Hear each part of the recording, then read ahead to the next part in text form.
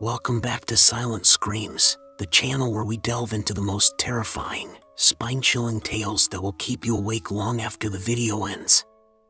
Tonight, we bring you a story that will make you think twice the next time you take a late-night drive, especially if you're behind the wheel of a big rig.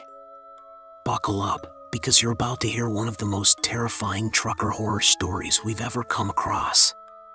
It was just another night on the road for Michael, a seasoned truck driver who had been driving for over 15 years. He had seen his fair share of strange and unsettling events while on the highways. Sometimes it was just a matter of imagination running wild. Other times it was something far more sinister. But nothing could have prepared him for what was about to unfold that fateful evening. Michael was no stranger to long hours on the road. The hum of the engine, the endless stretch of asphalt under his wheels, and the solitude of the open road had become second nature to him. It was around midnight when he started to feel the weight of exhaustion creeping in. He had been driving for hours, and the darkness of the highway seemed to stretch on forever. He had just passed a small town, its lights fading behind him as he entered a stretch of road that was known for being desolate. There were no gas stations, no diners, no towns for miles. Just the occasional trucker passing by. The kind of road that could make anyone feel isolated and small. As he cruised along, the radio was silent, static crackling through the speakers. It was a strange sensation for Michael, who always had some kind of background noise to keep him company on these long trips. He reached over and adjusted the dials, trying to find a station, but it was no use. He shrugged it off, attributing it to the old equipment in his truck. But then something else started to bother him. Out of the corner of his eye, Michael noticed something moving along the side of the road. At first, he thought it was just a trick of the light, or maybe an animal darting in and out of the shadows. But the more he looked, the more certain he became that whatever it wasn't normal. The figure was tall and thin, moving in a way that seemed unnatural. It wasn't walking, it was almost gliding, like it wasn't touching the ground at all. Michael shook his head, trying to focus on the road ahead, but the figure seemed to follow him, always just on the edge of his vision. Every time he glanced to his right, it was there, drifting along the darkened road. The hairs on the back of his neck stood up, a chill creeping over him despite the warm air inside the truck. He had been driving for years, but nothing like this had ever happened before. He tried to convince himself that it was just his imagination. Maybe the isolation of the road was starting to get to him, or perhaps he was just tired. But the feeling in his gut told him something wasn't right. He accelerated slightly, hoping to put some distance between himself and whatever was out there in the darkness. But the figure kept pace, its presence growing more and more unsettling. Suddenly, a flash of light caught his attention in the rearview mirror. It was a car, but there was something off about it. The headlights were too bright, almost blinding, and the car was moving faster than it should have been, way too fast for the desolate road they were on. Michael's heart skipped a beat. He checked his mirror again, but the car was gone. In its place, the figure was now much closer. It was right on the edge of the road, its head tilted unnaturally as if it were studying the truck. Michael's hands gripped the steering wheel, his knuckles turning white. He couldn't afford to lose focus. Not on a road like this. He tried to rationalize what was happening. Maybe it was a hitchhiker or someone stranded in need of help. But even as he thought that, he knew deep down that this wasn't a normal person. No human moved like that. The temperature in the truck seemed to drop, and his breath became visible in the air, despite the air conditioning running full blast. His fingers were stiff as he clutched the wheel, and his throat felt dry. He glanced over at the passenger seat, half expecting to see someone sitting there, but the seat was empty, just as it always was. Yet the feeling of being watched lingered, like someone, or something, was right there with him. The figure in the darkness didn't seem to move at all. It was just standing there, its eyes now glowing faintly in the headlight's beam, a sickly yellowish hue. Michael's heart raced as he slammed his foot on the gas, but as he sped up, the figure remained at the same pace. It wasn't speeding up or slowing down, it was just there. For a moment, Michael considered stopping the truck. Maybe he could confront whatever it was, figure out if someone needed help. But as the thought crossed his mind, he saw something in the distance, something far more sinister. A set of lights flickering on the horizon, like the dim glow of a truck's headlights. But the more he looked, the more the lights seemed to shift and warp. They were moving erratically, darting left and right in an almost unnatural way. It was then that Michael felt it, something pressing against the side of the truck. A cold, invisible force that made the air feel heavier, like something was pushing down on the entire cab. He reached for the radio again, desperately trying to tune into a station, but there was only static, like the universe itself had decided to silence him. As he kept driving, the lights on the horizon grew larger, but they didn't look like any normal vehicle he had ever seen. The lights were almost too bright, blinding, and there was something strange about their movement. The lights didn't stay on the road, they were swerving, zigzagging through the air, like they were searching for something. Michael's stomach turned as he realized that he wasn't alone on this stretch of road anymore. There was something else, something inhuman, lurking just beyond his sight. The hairs on the back of his neck stood up as he gripped the wheel tighter, trying to fight the rising panic. A sudden thud from behind made him jump, his eyes darting to the rearview mirror again. The truck's taillights flickered, and for a split second, he saw something, or someone, standing directly in the middle of the road. His breath caught in his throat as he slammed on the brakes. The truck skidded, tires screeching on the asphalt, but it was no use. The figure wasn't moving. As the truck came to a sudden halt, Michael's heart raced in his chest. He stared out the windshield, but the figure was gone, vanished into thin air.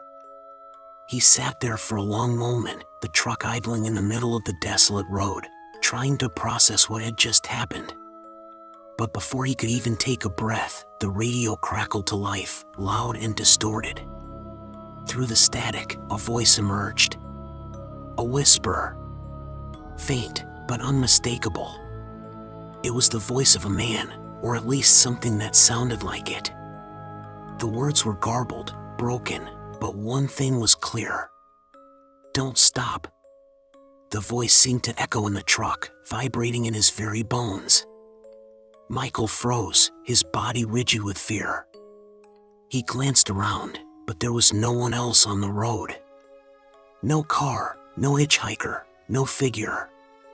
Just the dark, empty highway and the sound of his own racing heartbeat. And then, the engine sputtered. The lights flickered. And the truck began to roll forward, on its own. Michael's eyes widened in terror as he tried to regain control, but it was as if the truck had a mind of its own, pulling him forward into the unknown. The figure had returned, and this time, it wasn't alone. The night had only just begun. The truck lurched forward, as though it was being controlled by an unseen force. Michael's hands gripped the steering wheel, his knuckles white from the pressure. The engine's low hum filled the cab, but something felt wrong, like it was too smooth, too steady. He kept trying to press the brake, but the pedal offered no resistance.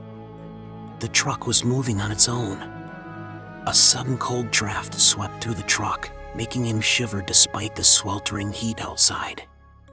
The truck's interior lights flickered, casting long shadows that seemed to stretch across the dashboard, twisting unnaturally in the dim glow. The faint whisper of static from the radio mixed with the soft hum of the engine, creating a surreal, otherworldly atmosphere. He glanced out the window, but the road seemed endless, dark and empty. There was no sign of any vehicle, no lights in the distance, just the blackness of the night pressing in from every side. Then, from the corner of his eye, Michael saw something. A flicker of movement. Just outside his peripheral vision. He jerked his head to the left, staring into the darkness. There, at the edge of the road, was the figure again, the tall, thin shape that had been following him. But now, it wasn't gliding along the roadside. It was standing in the middle of the road, facing him. Its eyes, those eerie, yellowish eyes, glowed faintly, as though it were waiting for him. Waiting for something. Michael's heart raced. He slammed the foot on the brake, but the truck refused to stop. It kept moving, creeping closer to the figure in the middle of the road. He could feel his pulse pounding in his throat. The figure didn't move, not even an inch. It just stood there, its eyes locked onto his. "Stop, stop, stop," he screamed aloud, but his voice seemed swallowed by the oppressive silence. The truck was heading straight for the figure. He couldn't avoid it. His eyes were wide with panic as he stared at the haunting silhouette in the distance. And yet, it wasn't just the figure that frightened him. It was the complete absence of any sound, no wind, no hum of the tires, just pure silence. At the last moment, the figure did something that sent a wave of dread crashing through Michael's chest. It tilted its head to the side, just slightly, like it was studying him. Then, with horrifying slowness, it raised one long, spindly arm and pointed directly at him. The truck's headlights flickered once again, casting an eerie glow on the figure's face. Michael felt his stomach churn. The face was not human. It was a twisted mockery of one, a grotesque, pale mask of bone, its hollow eyes seeming to peer into his very soul. The lips were stretched too thin, revealing teeth that were sharp, uneven, and yellowed like those of some predatory animal. The truck screeched to a halt just inches from the figure. The air in the cab felt thick, suffocating, and Michael was unable to tear his eyes away from the ghastly figure in front of him. His breath came in shallow gasps as he reached for the door handle, his fingers trembling. But just before he could open the door, the figure did something even more horrifying. Its mouth stretched open impossibly wide, wider than any human mouth should be able to, and from the depths of that cavernous hole came a sound, low, guttural, like a growl, but mixed with a strange, unsettling whisper. It was as if the sound was coming from both inside and outside the truck at once. Michael's whole body tensed as he heard the words, barely audible, but unmistakable, "Get out." The voice was cold, unnatural. It echoed inside his head, vibrating in his skull. His hand froze over the door handle, as if some invisible force was holding him back.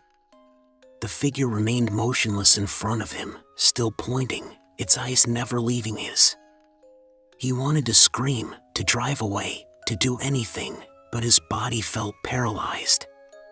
The truck was no longer responding to his commands, the engine still humming but eerily silent, as if it too were waiting for something. Michael's eyes darted around the cab in a panic. Something was wrong, terribly wrong. The faint light from the dashboard illuminated the small space, but the shadows in the corners of the truck seemed to twist and writhe, as though they were alive.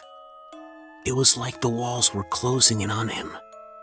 A sharp knock at the window made him jump, nearly sending him crashing into the steering wheel. He whipped his head to the side, his heart racing. There, just outside the driver's side window, stood another figure. But this one was different. This one was shorter, its body hunched, its arms too long for its frame, and its face a grotesque, twisted visage of a child. Its eyes were wide, black voids, devoid of any human emotion, and its lips were stretched back in a cruel smile. It tapped on the glass again, slowly, methodically, each knock louder than the last. Michael's breath caught in his throat as he stared into the blackness of the creature's eyes. It didn't speak, didn't make a sound, just stood there, smiling. Its hands were long, clawed, and seemed to shimmer unnaturally in the dim light, as though they were made of something other than flesh. Michael's mind raced. This wasn't real. It couldn't be real. He had to be dreaming, or this was some kind of hallucination brought on by exhaustion, right? His thoughts were jumbled, his breath shallow. The reality of the situation refused to sink in. Without thinking, he slammed the truck into reverse, jerking it backward with all the strength he could muster. The tires squealed, but the truck barely moved, as if something heavy was blocking its path. He looked at the rearview mirror. The dark road was still empty.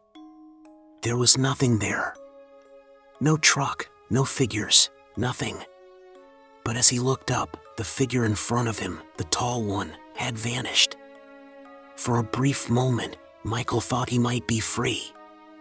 But the silence was deafening. The air was so still, so thick with tension, it felt like time itself had frozen. He heard it then, a faint sound, almost like whispering, coming from the radio. It started as a murmur, too faint to make out, but slowly, it grew louder. It was a voice, low and rasping, but Michael could make out the words. His eyes widened as he listened closely. Don't drive. Don't drive. Don't drive. The voice repeated the words over and over, each time more frantic than the last, until it sounded almost like a chant. Michael felt his chest tighten. The cold sweat was now soaking his back, and his hands shook uncontrollably on the wheel. He had to get out of there. He had to leave. But as he tried to shift the truck into drive, he realized something. The truck wasn't responding. It had stopped moving entirely. A sudden wave of nausea rolled over him as the lights above the truck blinked out. The only illumination now came from the dashboard and the faint glow of the moon overhead. His heart raced as he glanced out the window again, expecting to see the figures, but there was nothing. Then, the truck's engine cut off, plunging him into darkness. A deep, echoing silence settled over the truck, the kind that made every movement feel like an intrusion. The whispering from the radio stopped abruptly, leaving only the sound of his own breathing, ragged and desperate. Michael's chest tightened as he tried to push open the door, but it was stuck. It refused to budge. His panic spiked. He pulled desperately at the handle again, but the door remained locked. It was as if something was preventing him from leaving the truck, some unseen force, keeping him inside. Then, out of the corner of his eye, he saw it again. The figure. It was standing at the edge of the road, watching him. But this time, the figure wasn't alone. Around it, in the distance, more figures had emerged from the darkness, twisted, shadowy shapes, barely human, their faces obscured by the gloom. The figures moved toward him slowly, purposefully, as though they were coming to collect him. Michael's breath quickened. The whispers returned, louder now, layered over each other. They were calling to him, begging him to come out, to step into the darkness. The figures began to move faster, their forms distorting as they came closer. The truck was surrounded. The weight of the air grew heavier. Michael felt the suffocating pressure on his chest. The whispers turned to screams, growing louder and louder until they became a cacophony of madness. He couldn't breathe. He couldn't think. He couldn't escape.